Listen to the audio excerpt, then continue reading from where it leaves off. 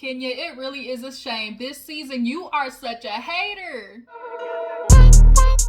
That ain't the baby, that's my baby. Hey, you guys, welcome back to my channel. Your girl Gigi here. Appreciate you for tuning in. You know what it is. We have this season of Real Housewives to get into of Atlanta. I guess everybody has pretty much come to this consensus of this season of Real Housewives of Atlanta low-key being a flop, and I'm a little disappointed. And I know, of course, let's not let Nene have the privilege of saying it's because she left, because that definitely is not what it is. I think in general, everybody's just tired of the same people. Like, we need some new, fresh blood. I definitely think this is going to be Kandi's last season. If not this season, next season will, because we all know she has that OLG show that's coming to Bravo that's very similar to Vanderpump Rules. I'm sure they were supposed to actually start filming for that, but then COVID kicked in.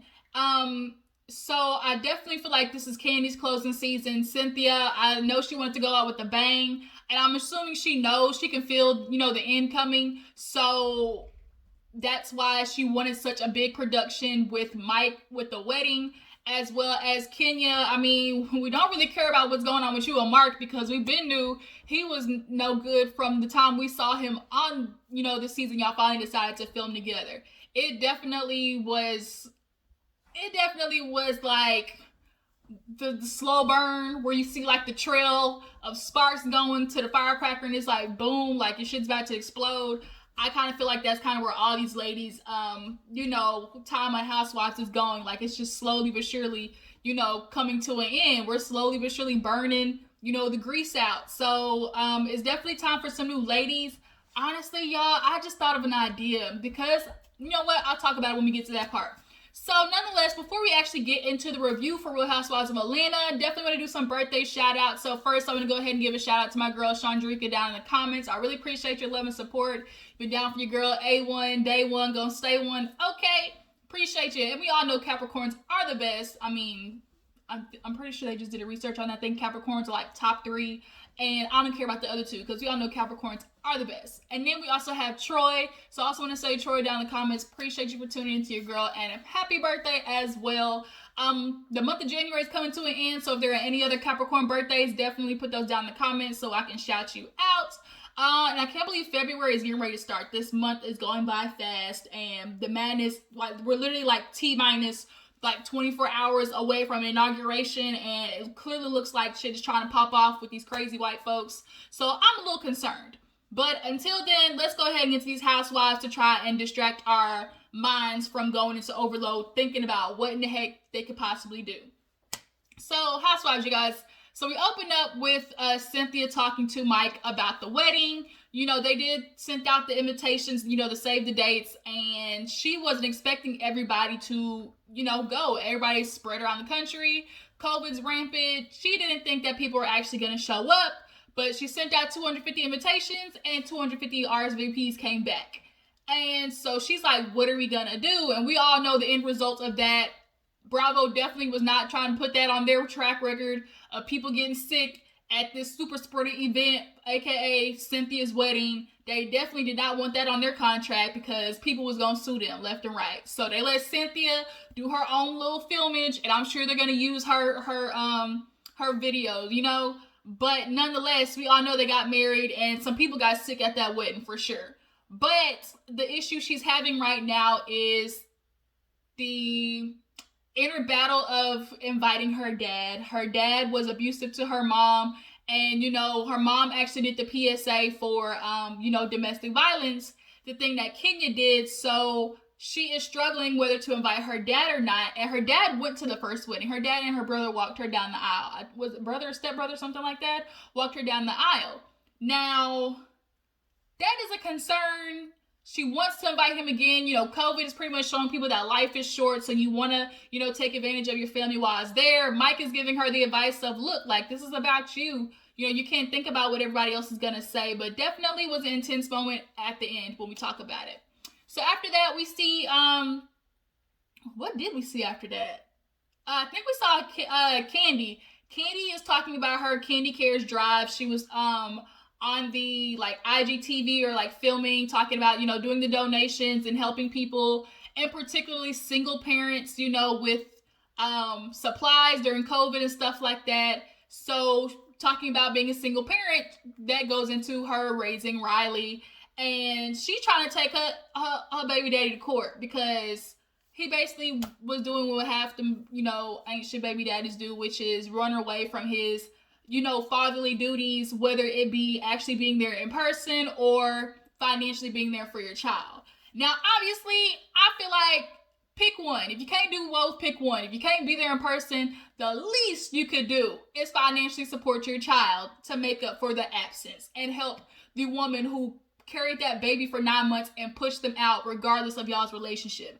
That's just the respect that is due to a woman who carries your freaking baby for 9 months. Like, I just feel like that's the least you can do.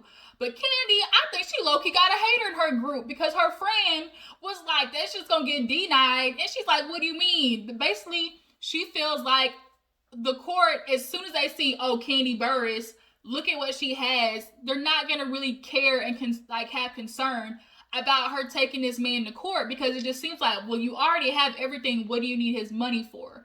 And I'm like, Kandi, I'm such a principles person. I don't even care about what really happened. It's the principle.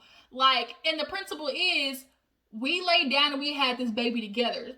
But because you feel like I have money and I could support her, that negates you from the responsibilities of a child we went 50-50 on?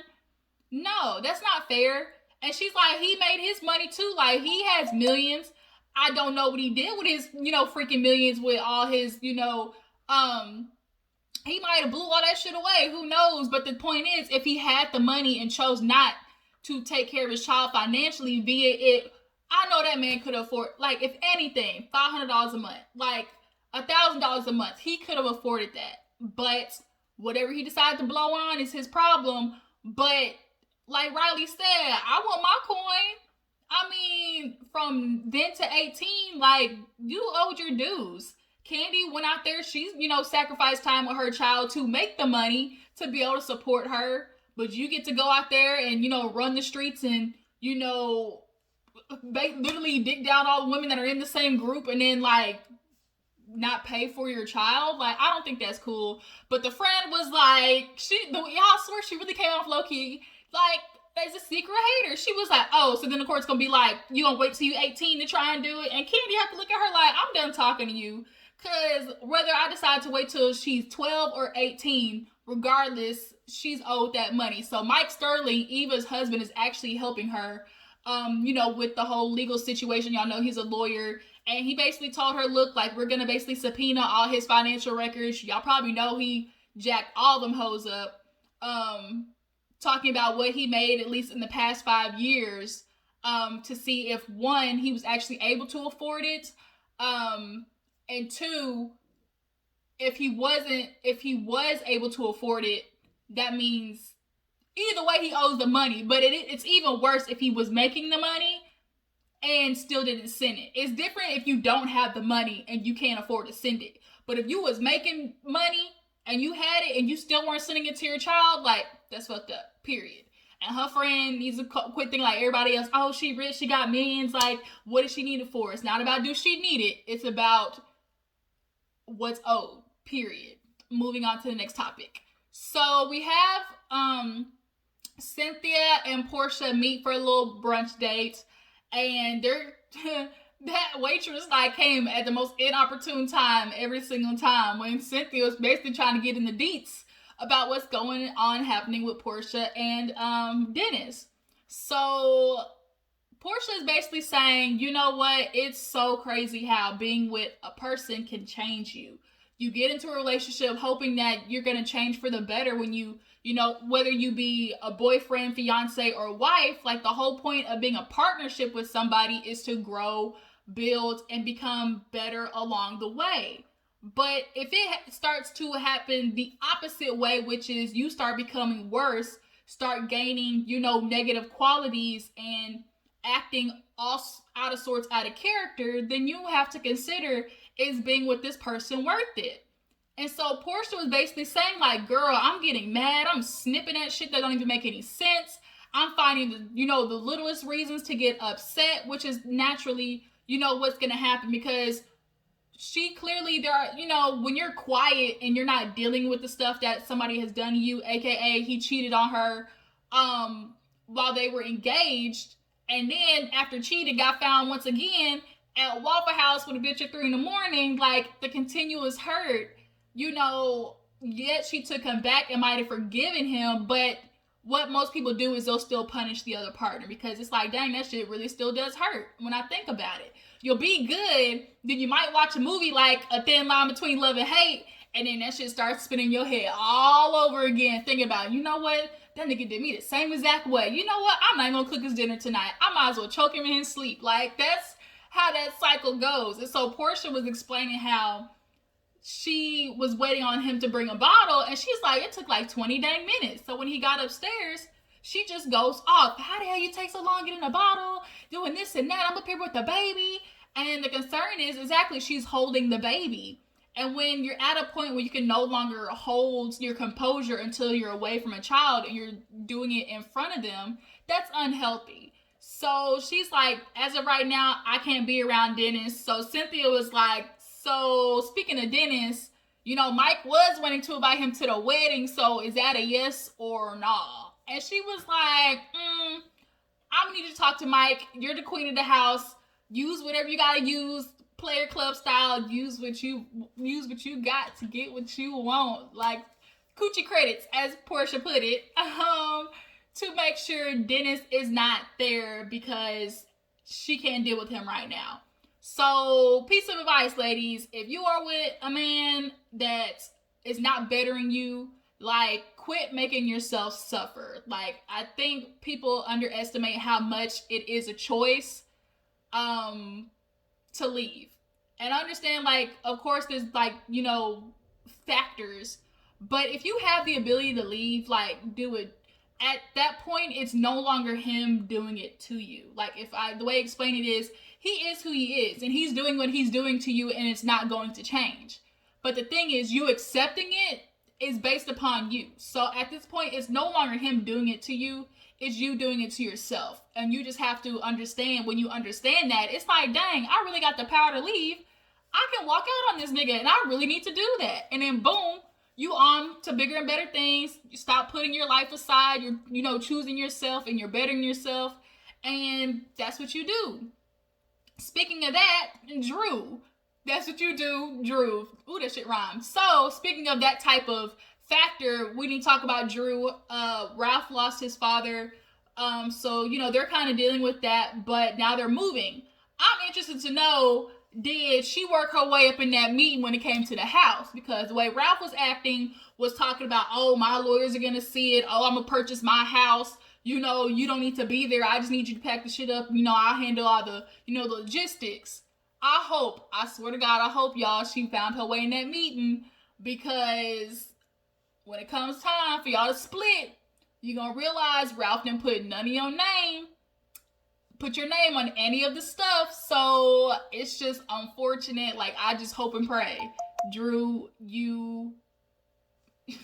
I really hope you got that together, okay?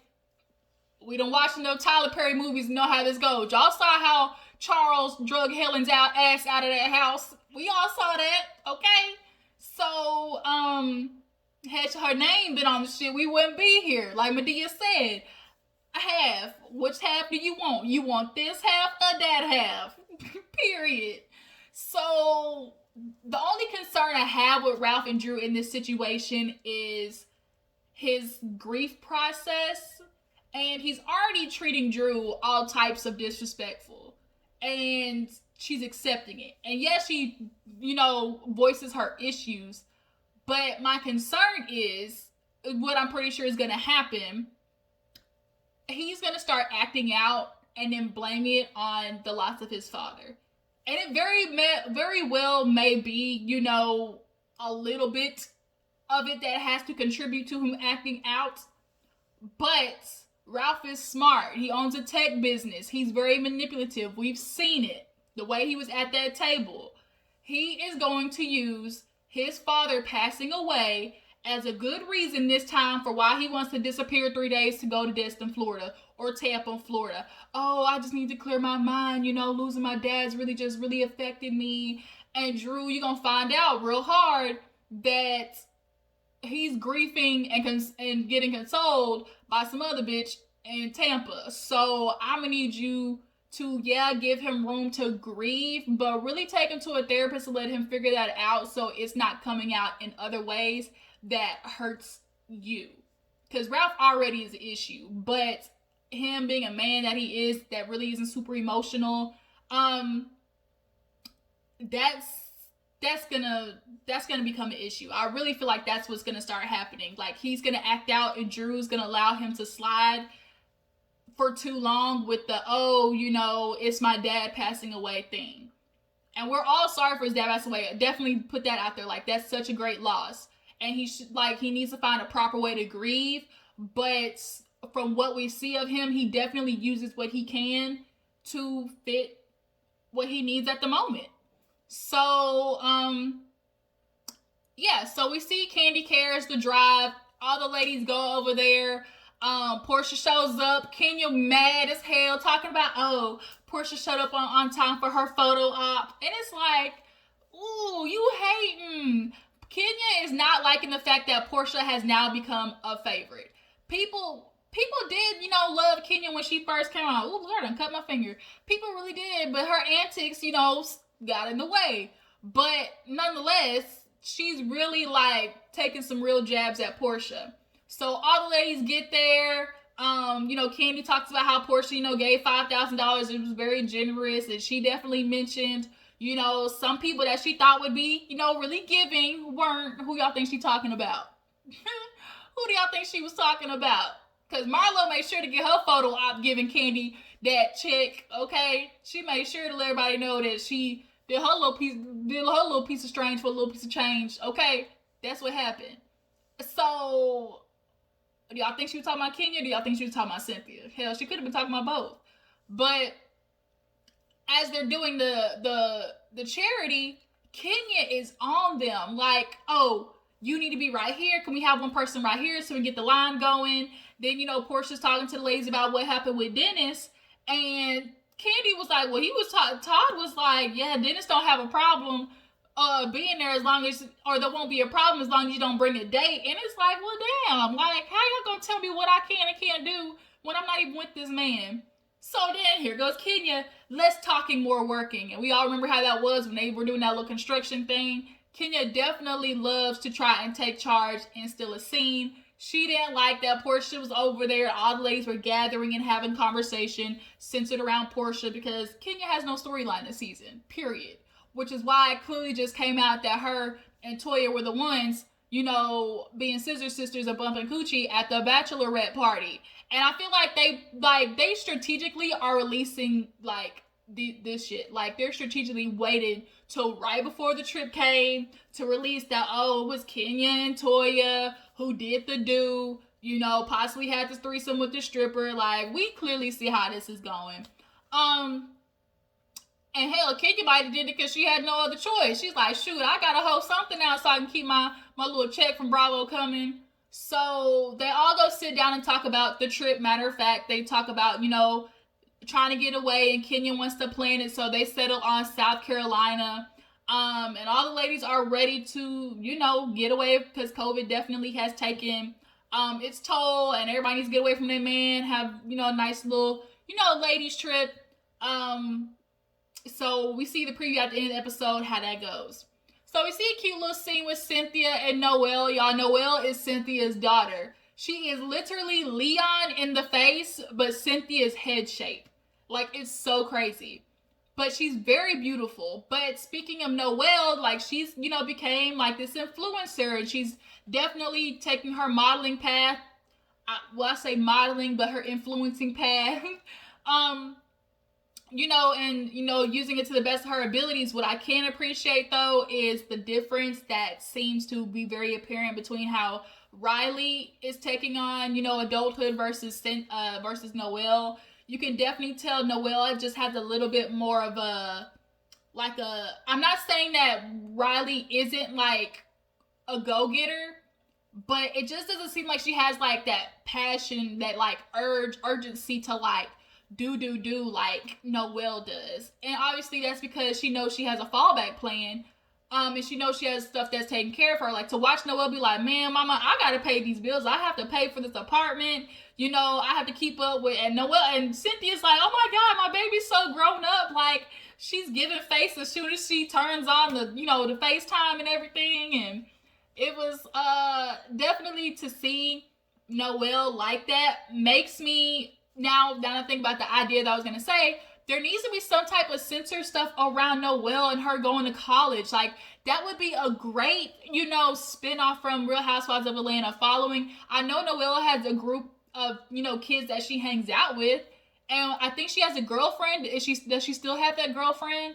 Like, that life would be very entertaining to watch. Would she want to, you know, have her life, you know, on camera? And that's another thing, you know, a story in itself, or, you know, another thing to worry about. But how would y'all feel if Noelle, you know, in her life and her friends and that kind of like, you know, young hustler group circle, like, would y'all watch something like that? Because I definitely would. We couldn't do it with Riley because unfortunately Riley, y'all, she's just so boring. She's so monotone. She just doesn't have the personality for TV. She really is Kandi. Like, that's her daughter. Like, they're very monotone.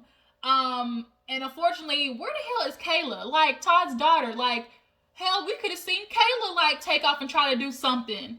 Cause she has to, you know, go for the grind for real, for real. So I wonder where Kayla is at. Todd, where is your daughter? But nonetheless, she has to bring her back, and she can't stay for 2 weeks, and she needs Noelle's help to talk to the mom about inviting the dad. So Noelle comes, and she's at the house with her mom. I'm trying to make sure I didn't forget nothing else during the episode. Cynthia and King Porsha talk. Kandi cares. The girls talk. No, I don't think I forgot nothing. So yeah, so we end actually the episode with Cynthia, you know, talking to her mom about the wedding. And she brings up, look, mom, I want to invite him. And the mom, of course, hits her with the I'll put a face mask over my eyes type thing.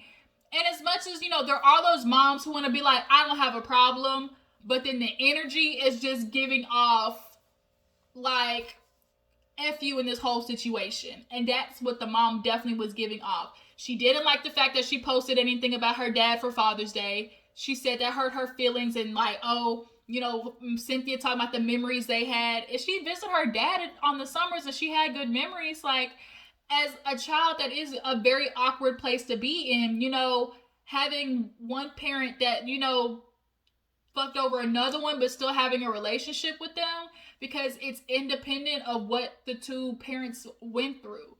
And just speaking from experience, like, it's very hard to try and balance, you know, understanding that one parent did something really bad to the other and having a relationship with them without hurting the other parent's feelings. Because, you know, a father-daughter relationship or a son-mother relationship or vice versa, you know, those things still are there regardless of what happened.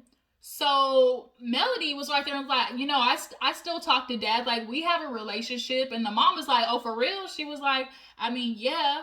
Can you forgive your dad for being so abusive to your mom? That's another thing in itself that happened. It happened years ago. But obviously that's something that the mom is still always going to remember.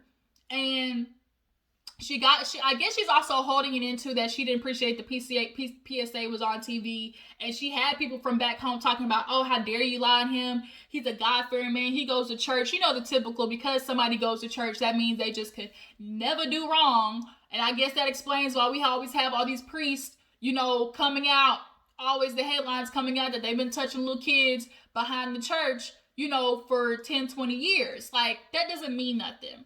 So Noelle basically like just came through with your mom has always been there for us. She's always put you first. And this moment, this time, you need to put her first. And you could tell Cynthia was kind of like thrown off that Noelle was just so like, boom, like was just so like, really, that's what you're going to do to her? You're going to put her through that situation when she's always sacrificed for you? And at one point you could tell Cynthia kind of was like, okay, I get it. Because Noelle was not playing no games. And I do think like for Noelle, it's like hard to understand because she does have a really good relationship with her dad. Like, Cynthia wants to maintain that because that's the only dad she has. And the mom is sitting there like, oh, how dare you? Like, when Melody was like, you know, he is still our dad. You know, he was there for us. And she's like, really? He was there for you? I was the one there for you every time you needed something. That's what you're going to do? And that's how fast it becomes when you just say simply that, oh, you want a relationship. It becomes almost like you're denying everything that they did for you. Immediately, the mom was like, oh, so I wasn't there for you when you needed me? Oh, so this is what you're going to tell me that, you know, I never did for you? And it was like, who's, like, nobody said that. All we were saying is, you know, like, that relation, like, that's how quick it goes when their emotions are into it. But Noel basically put things in perspective to Cynthia. I mean, Cynthia, at least he was able to make it to one wedding. I guess we'll give him that much. You can send him some pictures and that be it, okay? Because at this point, Noel and the grandma put it down on lock. And that's pretty much the episode of Real Housewives of Atlanta. This episode was a little yang once again. So now that we see the trip is coming up, you know, finally, you know, the hoop and hollering, you know, everything we want to see is going to be booming. So y'all tell me how you feel about this episode, how you feel about Real Housewives of Atlanta. And we'll keep it pushing with the rest of the shows to review for this week. I really appreciate you for tuning in. Make sure you like this video, subscribe to my channel, and I will catch all you guys in the next video. Deuces.